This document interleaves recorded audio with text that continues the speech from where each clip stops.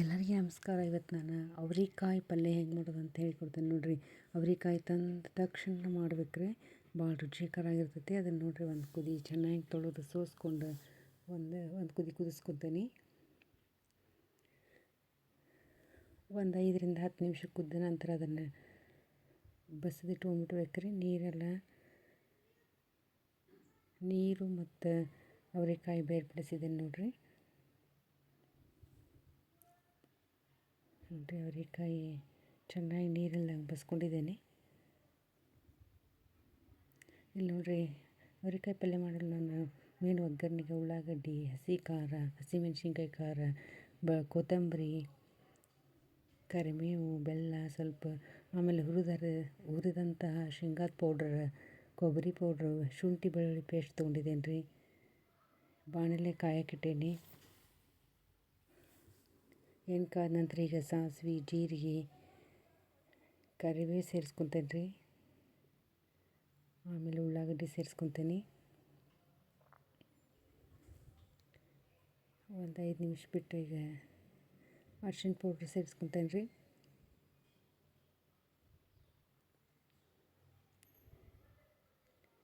ನೋಡಿರಿ, ಅರ್ಶಿಣ ಪೌಡ್ರ್ ಸೇರಿಸ್ಕೊಂಡೆ ಚೆನ್ನಾಗಿ ಮಿಕ್ಸ್ ಮಾಡ್ಕೊತೀನಿ.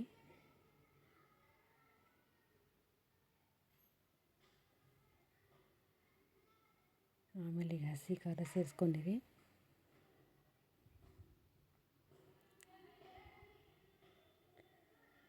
ಐದು ನಿಮಿಷ ಚೆನ್ನಾಗಿ ಬೆಂದ ನಂತರ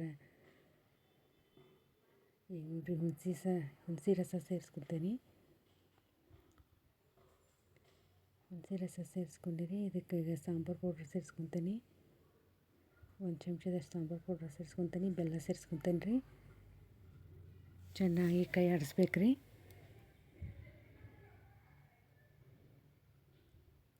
ಈಗ ನೋಡಿರಿ, ಕುದಿಸಿಟ್ಟಂಥ ಅವರೆಕಾಯನ್ನು ಸೇರಿಸ್ಕೊತೀನಿ. ಚೆನ್ನಾಗಿ ಮಿಕ್ಸ್ ಮಾಡ್ಕೋಬೇಕ್ರಿ.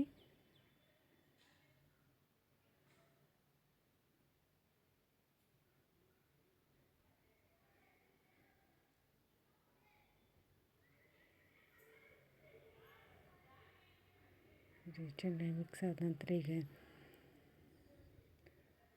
ಕೊಬ್ಬರಿ, ಶುಂಠಿ ಬೆಳ್ಳುಳ್ಳಿ ಪೇಸ್ಟ್ ಮತ್ತು ಶೇಂಗಾ ಪೌಡ್ರ್ ಎಲ್ಲ ಸೇರಿಸ್ಕೊತೇನೆ ರೀ. ಕೊಬ್ಬರಿ ಪೌಡ್ರ್ ಹಾಕ್ಕೊಂಡೀನಿ, ಶೇಂಗಾ ಪೌಡ್ರ್ ಹಾಕ್ಕೊಂಡೀನಿ, ಶುಂಠಿ ಬೆಳ್ಳುಳ್ಳಿ ಪೇಸ್ಟ್ ಸೇರಿಸ್ಕೊಂಡಿರಿ.